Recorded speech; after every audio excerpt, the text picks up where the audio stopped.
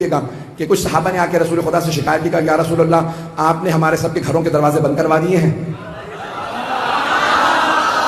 اب ہمیں جو ہے وہ باہر سے ہو کے مسجد میں آنا پڑتا، اب علی تو گھر سے ہی آ جاتے ہیں، ہم لوگ باہر سے گھوم کے آتے ہیں۔ وہ جو فلاں گلی میں وہ یہودی رہتا ہے نا، اس نے کتا پالا ہوا، وہ ہر روز ہمارا راستہ روک لیتا، کاٹنے کو دوڑتا، اب ہم گھبرا کے آتے ہیں۔ اذان گرامی رسول خدا نے کہا چلو میرے ساتھ، یہودی سے بات کرتا ہوں۔ کہا بھائی یہودی تیرا کتا جو ہے وہ میرے صحابہ کے پیچھے پڑ جاتا ہے،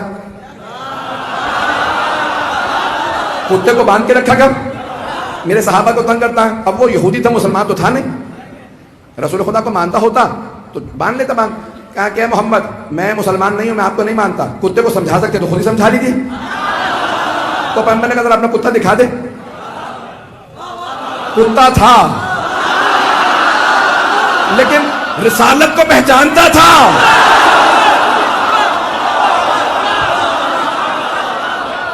تو اب اس نے کہا کہ فلاں صحن میں بندہ، پیغمبر نے کتے کو دیکھا، کہا کہ کتے میرے صحابہ کو تنگ مت کیا کر۔